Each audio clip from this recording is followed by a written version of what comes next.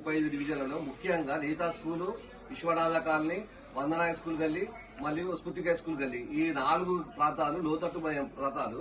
ఇవి వర్షాలకు మునిగిన కారణంగా ప్రతి ఇంట్లో నీళ్లు చేరుకొని దాదాపు వాళ్ళకు ఒక 50,000 నుంచి 1,00,000 రూపాయల వరకు నిత్యావసర వస్తువులకు పప్పు ధాన్యాలు గాని, దినుసులు గాని, వాషింగ్ మిషన్లు, ఫ్రిడ్జ్లు, కూలర్లు, ఇంకా మంచాలు ఖరాబ్ అయ్యి వీళ్లకు నష్టపరిహారం అందని పరిస్థితి ఈ రోజు. మనకు ఎవరైతే ఎత్తు ప్రాంతాల్లో ఉన్న వాళ్ళకి వచ్చే ఫస్ట్ ఫ్లోర్ లో ఉన్న వాళ్ళకు కూడా డబ్బులు వచ్చినాయి, కానీ జెన్యున్ గా ఉండి నీట మునిగిన వాళ్లకు అధికారులు ఏ సర్వే చేశారు, మరి ఎవరికి డబ్బులు ఇచ్చారు, శివనగర్ లో 100 మందికి ఇచ్చారని చెప్పి అంటున్నారు.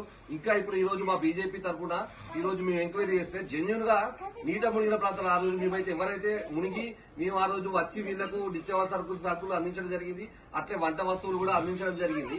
వీళ్లకు డబ్బులు రాని పరిస్థితి. ఇప్పుడు ఇక్కడ చూసుకుంటే మనకు వీళ్ళది కూలర్ ఖరాబ్ అయింది, ఫ్రిడ్జ్ ఖరాబ్ అయింది, అక్కడ మంచం చూడండి మంచం ఖరాబ్ అయింది. ఇంకా పక్కన ఈ రోడ్డు మీద ఒక శివం కొట్టుకొచ్చి శివం కూడా ఇక్కడ ఆగిన పరిస్థితి. ఇక్కడ వీళ్లకు నష్టపరిహారం రాలేదు, కానీ ఎక్కడో ఎత్తుగడ్డల మీద ఉన్న ప్రాంతాల్లో ఉన్న ఇంటి వారికి డబ్బులు ఇవ్వడం జరిగింది. ఈ రోజు భారతీయ జనతా పార్టీ నుంచి ఒకటే మేము డిమాండ్ చేస్తున్నాం, జెన్యున్ గా మళ్ళీ ఒక్కసారి రీసర్వే చేపించి మున్సిపల్ అధికారులు ఎవరైతే నీట మునిగి నష్టపోయారో వాళ్ళందరికీ నష్టపరిహారం ఇప్పించవలసిందిగా భారతీయ జనతా పార్టీ తరఫు నుంచి డిమాండ్ చేస్తున్నాం.